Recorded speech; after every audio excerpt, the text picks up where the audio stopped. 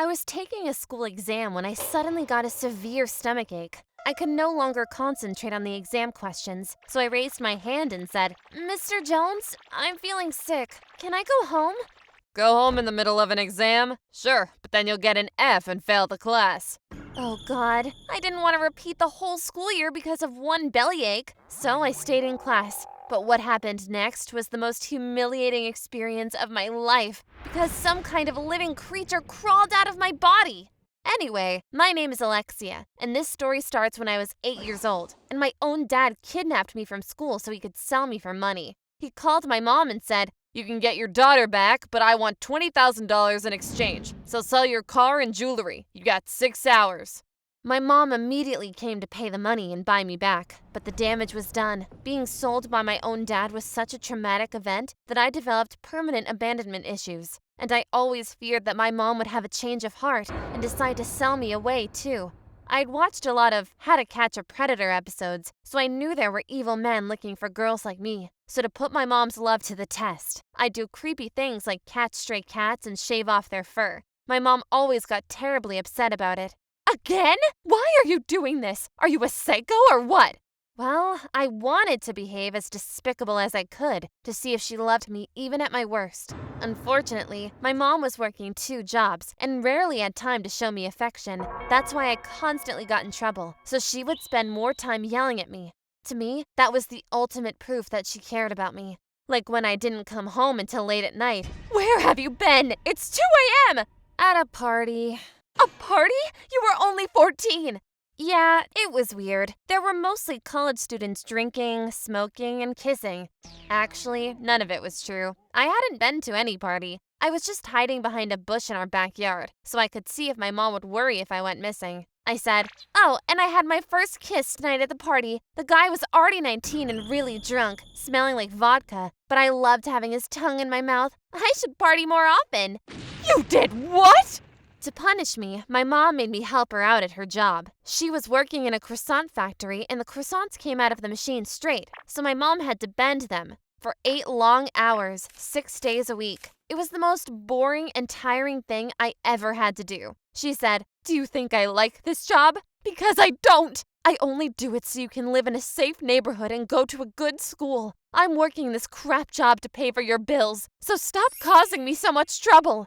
After that, I never questioned my mom's love for me again. I still had issues, though. To compensate for my dad abandoning me, I dated lots of guys, and normally several at the same time. You might think that's disgusting, but I enjoyed it because it made me feel like I was wanted. It was a substitute for my dad not loving me. But a few years later, while at a party, I saw the boyfriend of my classmate Mina. I suddenly felt a strong urge to seduce Mina's boyfriend, because if he cheated on her with me, then that would be the ultimate proof that I was desirable.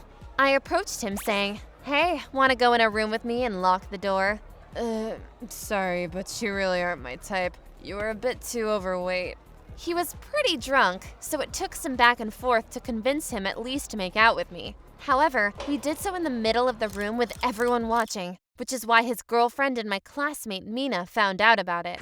Mina was so mad that she told everyone in our school that I had seduced her boyfriend. And suddenly, every girl hated me, even my best friends, because they thought I would try to seduce their boyfriends too. One day, Mina even took the wet sponge from our blackboard and said, "Let's see if boys still like you if you have no makeup on." Then she wiped my face with the dirty sponge until all my makeup was smeared. Of course, I didn't enjoy being bullied, although I knew I deserved it. I had no friends left and felt incredibly lonely. So, when this older college guy, Robert, chatted me up on Facebook and invited me to a party, I said, "Sure, can't wait to see you."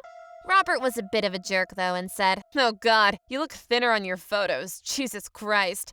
"Well, maybe, but there are things I can do that no other girl can."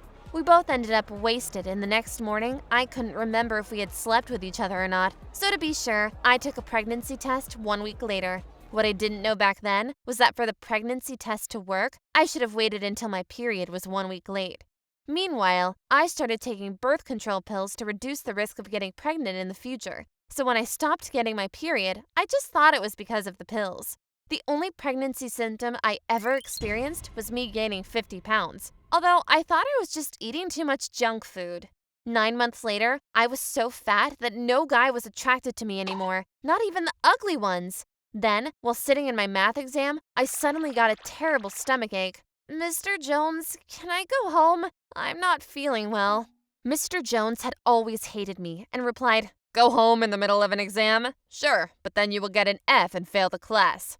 But I'm serious, my belly hurts. Oh God, I suggest you sign up for drama classes. Maybe they will appreciate your acting skills.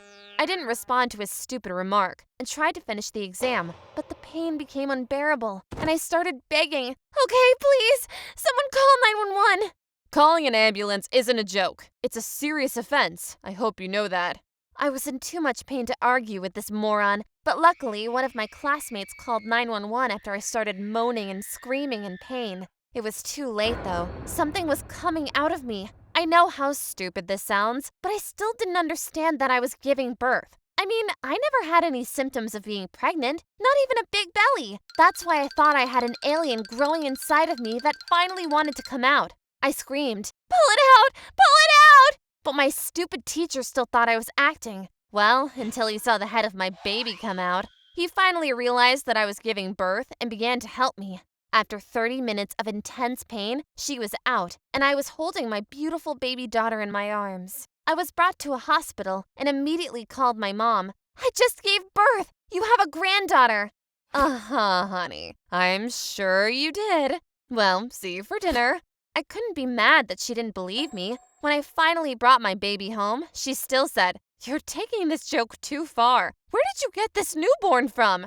The doctors told me I had a cryptic pregnancy, which is a real thing when you are pregnant without showing any pregnancy symptoms. It's rare, but not unheard of. Well, anyway, I gave my daughter the name Surprise. It took my mom another week to process that her only daughter had become a teen mom. In the meantime, I texted Robert to let him know that he was a father. He replied, I would rather die than be the father of your child. Don't you at least want to take a look at her? No response. I knew he wanted to avoid taking responsibility, so I visited his parents' house where his mom opened the door. How can we help you and your cute little baby? Are you Robert's mother? Yes. Your son got me pregnant, and now he has to man up and take responsibility. You should have seen her face. She was in utter shock and said, Oh, please come inside. Robert was there too, but instead of looking at his daughter, he immediately berated me, screaming, You fat, dirty girl! You were trying to ruin my future! Sleeping with you was the worst mistake of my life! Then came the big shock. He told me to give our daughter up for adoption. He saw our baby as some kind of annoying problem he could get rid of. I said, I'm gonna raise my baby with or without you, but you better get a job and pay me child support. Ha! I won't do flip. This is your fault, and I hope you both end up in the gutter. What bothered me most was his stupid mother who just stood there and didn't say a word. Didn't she feel ashamed of her son's behavior? I got so mad that I took a vase and threw it at them while screaming, I will burn this whole house down if you don't pay me child support. I'll make sure that both of you burn in hell. Well, I never set fire to their house, and I didn't see Robert again for 10 years. Until one day, he suddenly stood in front of my house and said he wanted to meet his daughter. Are you crazy? You abandoned her, never paid child support, and now you want to step into her life as if nothing happened? I am her father, and I have the right to see my daughter. I hated the idea, but gave in anyway because I thought it would be better for Surprise to have a father. So Surprise spent a few weekends at Robert's house, but every time she came back, she told me how much fun she had with him. We went to the cinema, and Dad and his girlfriend bought me the biggest popcorn bucket. Meanwhile, I was a broke loser with no high school diploma who could barely pay the rent. I never had the money to take Surprise anywhere that was fun. I was jealous, and the next time Robert picked up our daughter, I stalked him to find out where he lived.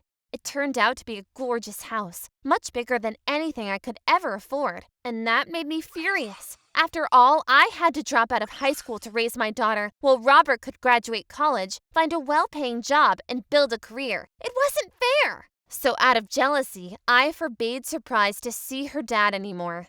But Mommy, I will miss Dad so much. I understand, but trust me, I know what is best for you. Well, Robert decided to sue me over our daughter's custody, and because he could afford better lawyers than me, he got 50% custody of Surprise, which means that she now lives with him half of the time. I won't lie, it feels like someone stole my daughter away from me. On the other hand, surprise having a father is a good thing. So maybe I just have to learn to be less selfish. What do you think? Am I the bad guy in this story, or is it my baby daddy? Please let me know in the comments and subscribe to this channel.